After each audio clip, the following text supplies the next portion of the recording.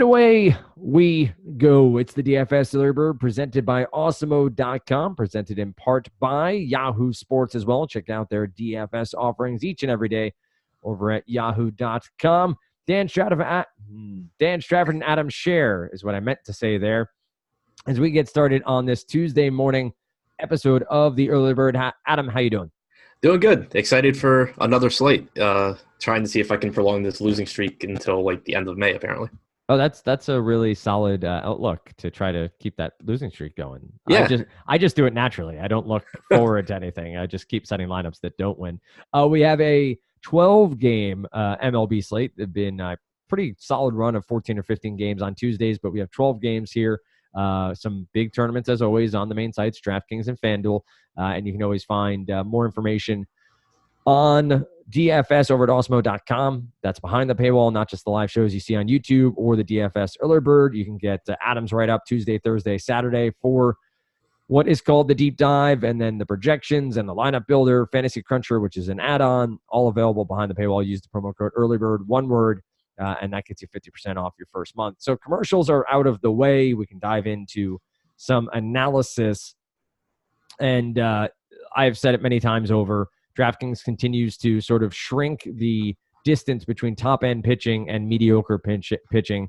That makes it a tougher build, more fun at times. If you feel like you have a good handle on pitching, more maddening if you feel like you have no clue where to lean when it comes to starting pitching. But there are a couple of arms on this slate that stand out to me from a skill perspective, and then a couple that I think are in good spots, and maybe they will come together to be a pairing or two on DraftKings. But Adam, let's start at the top end. We have four pitchers above 10K. We have Kershaw, Paddock, Morton, and Sale. Sale being the most expensive in Boston, 10-8. I'm actually supposed to go to this game, so it's the second time this season I've been to a Red Sox game. Second time I'll see Chris Sale in action, as I saw him a couple of Sundays back here against the Colorado Rockies. Then you have Morton, Kershaw, and Paddock.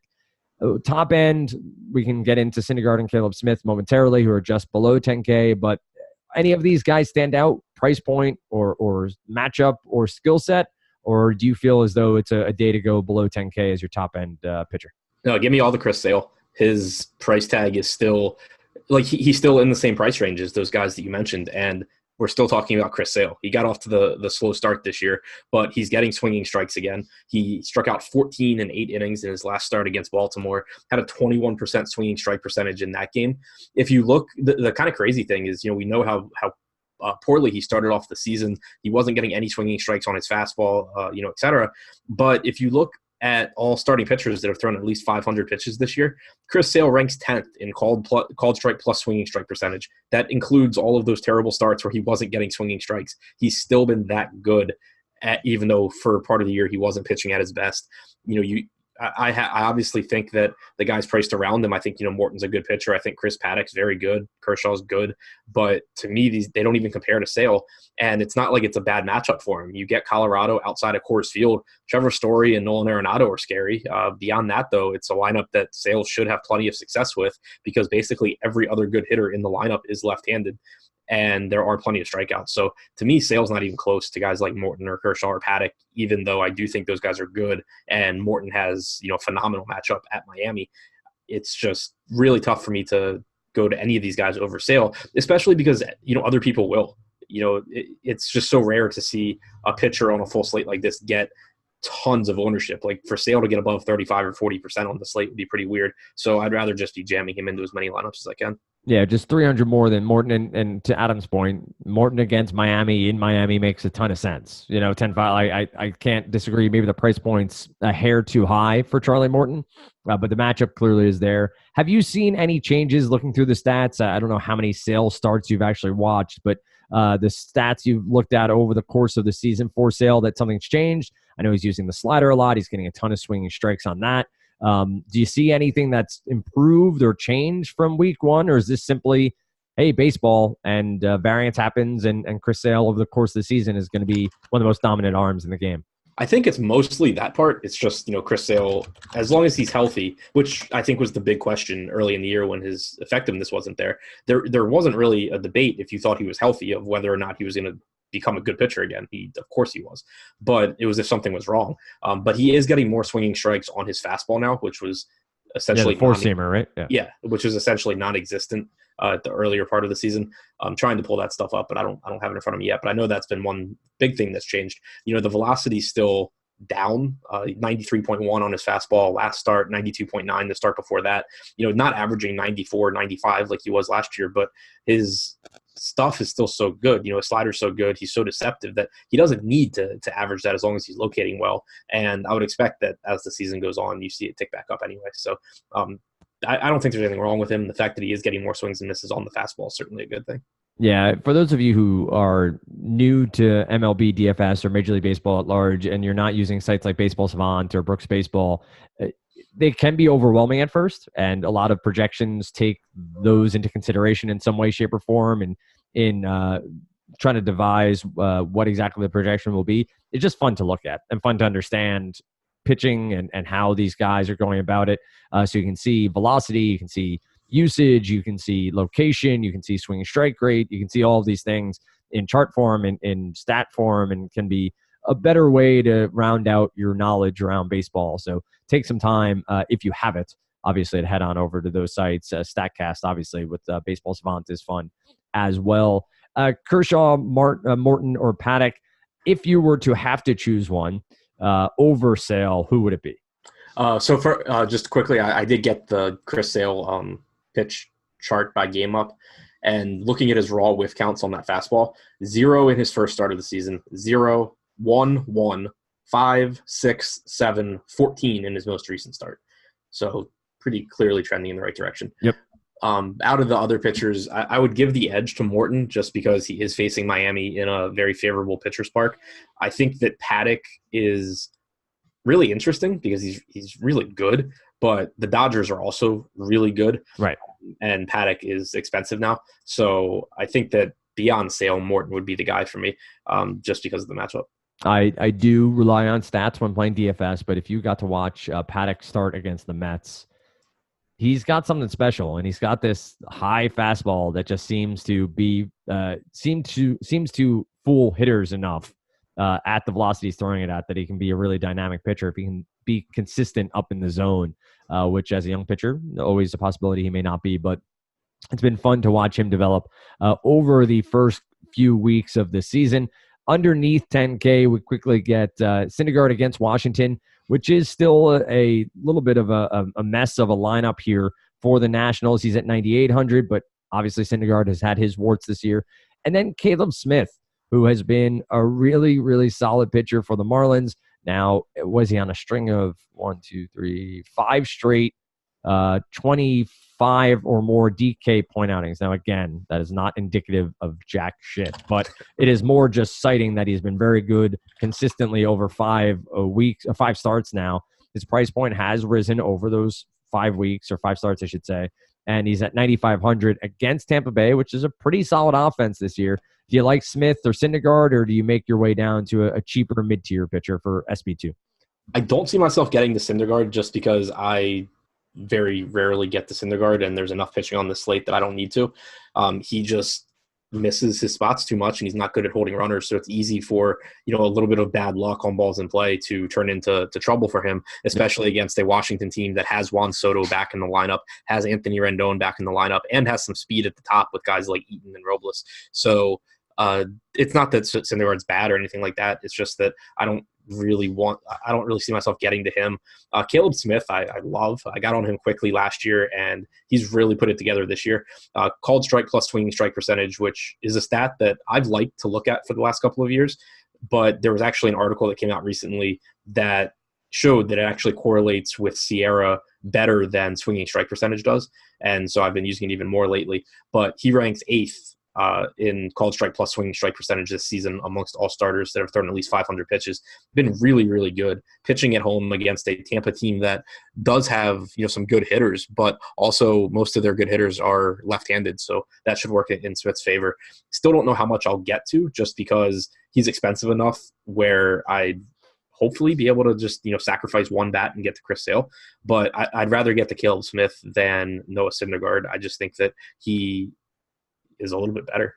Yep, I'm right there within the Rays on the year. Again, small sample size, but active roster. 2019 stats. So it's 340 plate appearances against lefties, 27.9% K percentage for the Tampa Bay Rays on the year. And when you're saying called strike plus swinging strike, so very much any strike against the batter that is not a foul ball. Is that accurate Right. there? Yeah. Okay. Yeah, and the reason that I like it and was actually glad to see that it correlates well with Sierra is just sometimes if everyone looks at swinging strike percentage now, and everyone kind of accepts that it's one stat that you can look at to kind of try and see if someone's strikeout numbers should go up.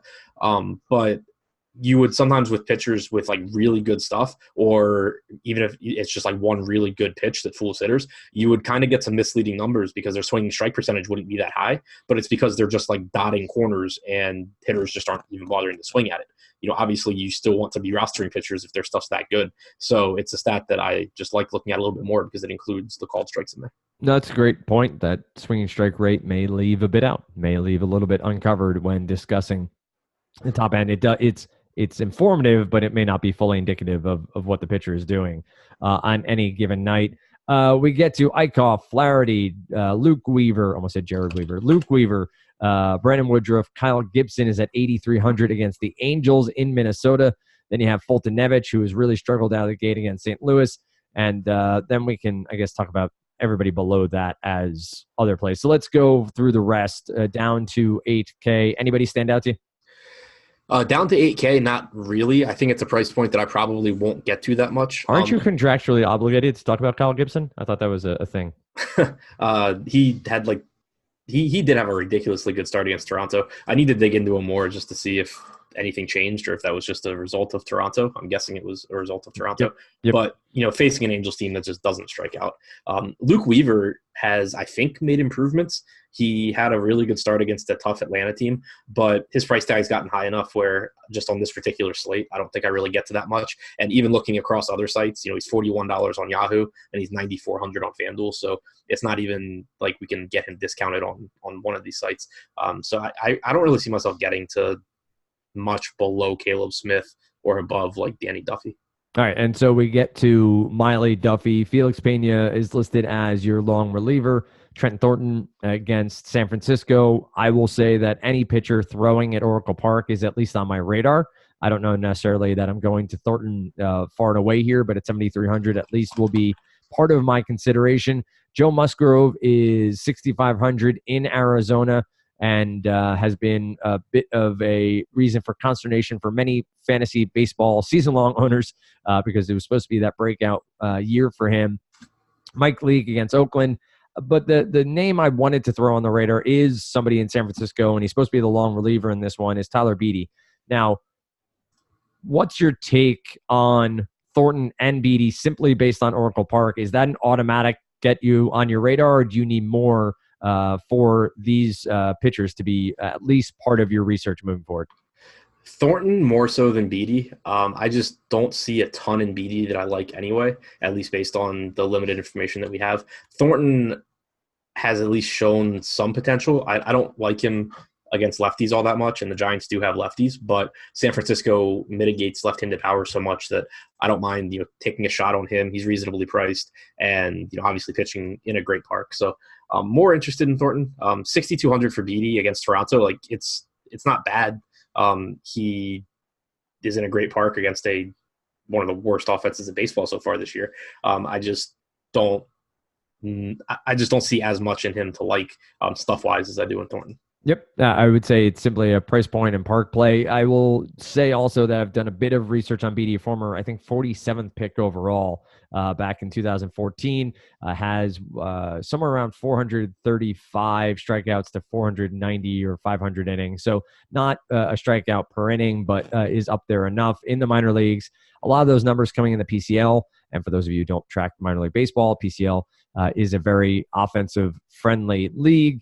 And so he has struggled a bit at times in the PCL, but has strikeout numbers that are at least reasonable. I will probably look into him a little bit more here simply because of the price point on DraftKings. On a single pitcher site, no thanks, but I will do it at least on 2-pitcher sites. What about the rest of the cheap end? Any pitcher stand out to you? Danny Duffy's a kind of interesting one. He had a really good start against Tampa Bay 2 starts ago, and he had essentially scrapped his 2-seam fastball and was throwing a lot of sliders, which got me really excited. And then he came out, went 6 2/3, struck out 5 against the Astros. I kind of assumed that he was doing the same thing he had done against Tampa Bay, and I was going to be really excited to roster him here against Texas. But going on Brooks Baseball, he went back to throwing his sinker like 20% of the time to righties, cut back his slider usage. I hate seeing that. I hate when guys throw sinkers to opposite-handed hitters. There are obviously a lot of good lefties on Texas, and they're a team that we would expect to struggle more with left-handed pitching. So taking some shots at Duffy I don't think is crazy, but I have less interest in him than I expected to after his last start. And you mentioned Joe Musgrove, coming off of a couple of just really awful outings, one in a tough matchup against St. Louis, one in a reasonably tough matchup against Oakland. His price tag's dropped enough that I still have some interest in him. He very uncharacteristically walked 5 guys in his last game. Normally his issue in the major leagues is that he throws too many strikes, and it leads to him just getting blasted because he's throwing 2-strike pitches right down the middle. So it was a really weird start against St. Louis. I don't know that I don't think anything's wrong with him. I'm obviously going to dig into him more before the slate, but assuming that everything looks okay movement-wise and stuff like that, I'm going to just write these off as a couple of bad starts and a guy whose price tag is plummeting who I think has good stuff. So assuming, everything looks okay, I do think I'll end up getting to some Musgrove at a cheap price point. That makes sense.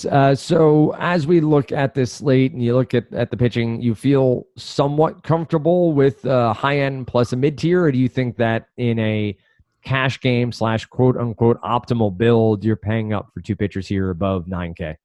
Cash games, I'd probably look to 2 pitchers above 9K because I don't have a ton of confidence in the cheaper tier. I think that there are enough pitchers in that tier and enough talent in that tier that in tournaments, I'll probably have a lot of builds with like Sale plus a cheap guy and, just hope that I hit on the right cheap guy amongst my 150 lineups. But in cash games, unless it's like Joe Musgrove, everything looks fine with him and he's clearly underpriced, I don't really see an SP2 that seems like a really great cash play. And even if you take Chris Sale plus, Syndergaard or something like that, you're getting like $3,700 per position on DraftKings, which in cash games you can probably make work relatively easily. So I would look to pay up first at least. If it doesn't work, then you can go to, maybe one of the pitchers in San Francisco and just hope that, the park limits power. Right, that the park does a lot of the heavy lifting for not so talented pitchers. As we look through the positions, and maybe we can just do offenses to target, you have the write-up on Tuesday, so if people want more from you, they can find it over at awesemo.com. You're on the deep dive. Dave will be on the strategy show, I believe, with Jake, right? I think Jake's on Tuesdays now. I'm not entirely sure, but it's either Jake or Josh, along with Lofty on the MLB strategy show in the morning. Then you get Adam and Dave on the deep dive and live before lock after that. So you get tons of free content. And then you get Adam's right up behind the paywall along with projections, the stacked projections, the lineup builder, Fantasy Cruncher as an add-on. And I know EMAC has a couple of articles here and there as well that are in front of the paywall over at awesemo.com if you want to check them out. So maybe we can take a look here quickly at some top stacks or offenses you want to target, pitchers that you think are in the worst spots, I guess, as it were, as we look through any of these high-end price pitchers, let's say 8K and above, that you want to target against guys that you think may be overpriced and may have some downside to them from an offensive side? I think most of the expensive pitchers on the slate are pretty good. I wouldn't mind taking some of that right-handed power, namely like Machado, Reyes, or Renfroe against Kershaw. Not because I think Kershaw's bad or anything, but I don't think he's as dominant as he used to be, and you'll still get some favorable prices on those guys, and they have tons of power. So I think that's, kind of interesting. Like you have, I don't even know. Yeah, I mean, Machado's 3,700 on DraftKings. Like I almost didn't see him because I had to scroll down so far. Renfroe at 4,100 has upside. So guys like that, I don't mind. But as far as full stacks go, it's just kind of a weird slate where I think basically every pitcher towards the top is good. Yeah, that makes sense. And one where one-offs make sense for the possible home run against a guy like Kershaw. As we scroll through Fultonevich has been bad, and the St. Louis Cardinals offense has struggled a bit. Carpenter and Goldschmidt have not necessarily been their best selves, if you will, in the lineup over the past couple of weeks. Woodruff against Philadelphia, we've seen some real downside for the Phillies, but a stack could always go off with the talent they have there. 9K and below, let's say, to 7K, down to Trent Thornton. Who are you targeting in that group from an offensive perspective? You said 9K to 7K? Yes, sir. So I do agree that St. Louis against Fulte, it's not a spot that I think comes through all that often because I do think that Fulte's a pretty decent pitcher, and he's always been better against righties than lefties. But St. Louis just has so many good hitters in that lineup that they're always a team I'm willing to stack as long as they're at favorite or at reasonable price points. Minnesota against Felix Pena, I think, is a pretty good spot. Pena coming off of a couple of really good outings, but now he's going to have to deal with a really good Minnesota lineup that has left-handed power, and he's going from Los Angeles to Minnesota. I think it's a pretty scary spot for him.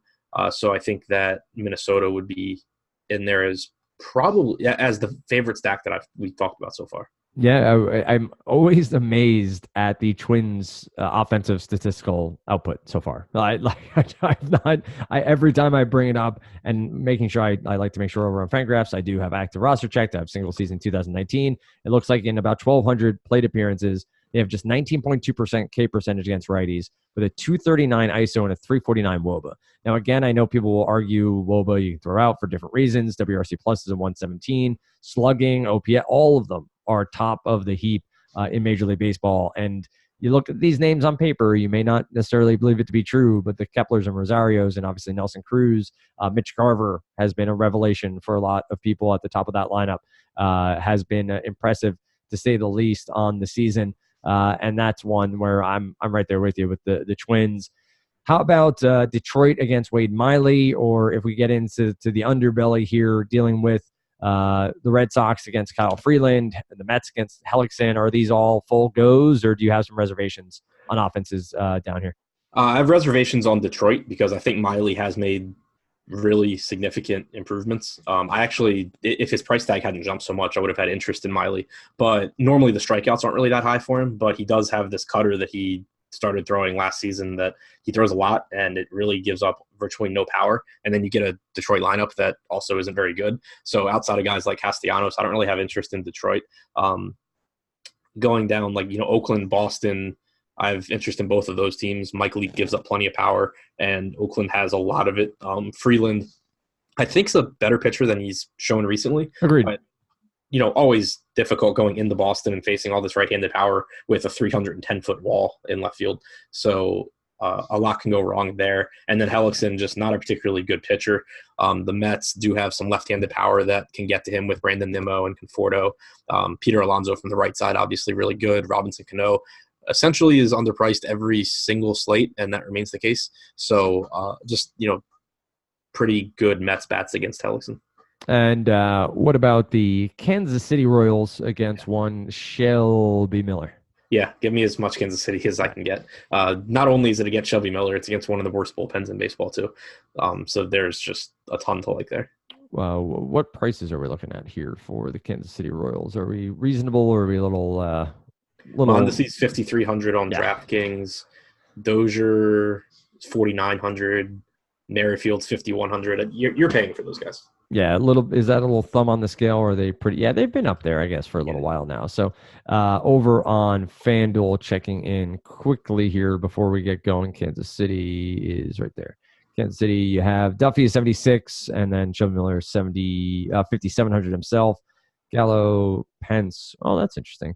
The Alex Gordon's 3,700. Hunter Dozier is 4,100. Whit Merrifield 4K flat. And Mondesi's 4,200. So you're paying for them over there as well. But this is just, again, and Miller sort of grinded out his last start, to be quite honest, and was fine when all was said and done. But there's just a lot of hard hit data against all of his pitches. And he has been a long-term bad pitcher in Major League Baseball. So it will be something that, was he the trade for Swanson? It was Miller, right? Yeah, it was Miller. Yeah, Shelby Miller that traded his Diamondbacks. Then, yeah. So Still don't know who won that trade. But, Swanson's looking pretty good this year. Yeah, he has, to his credit.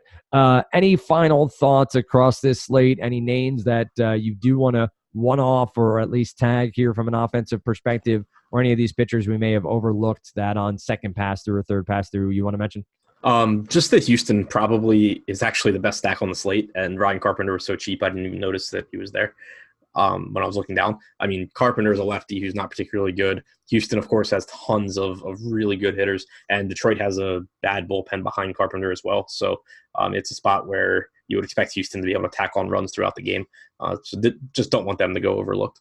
Yeah, and I will say what's been working a lot, may not work on Tuesday, but the 8-9-1-2 or bottom of the order stack for the Astros is also viable. Yeah, like all have power. Yeah, don't forget about Trinos and Marisnick and then on top with Springer or whatever flow you want to go with there. All of it's viable, and if it helps you save cash somewhere and still get you exposure to this sort of matchup, makes a ton of sense. You can find Adam over on Twitter, Ship My Money DFS. Find me at Dan Strafford if you so choose. Be forewarned, there's a lot of Game of Thrones tweets. Then you find me and Dave Wednesday mornings here on the DFS Otherbird, Emac and Adam on Thursday, Dave and I again on Friday. And then on Saturday, you get Emac and Adam again. Find the live shows over on YouTube. Don't forget on this video and all our videos, subscribe to our channel, like the videos, leave comments. Love to read them. What you liked about the show, what you want to hear more of, and what, of course, you like about awesemo.com. Always happy to read all that stuff here on the podcast, but also just pass it along to the powers that be. With that said, we wish you the best of luck on this Tuesday slate. We'll see you again right here on the DFS Otherbird, presented by awesemo.com.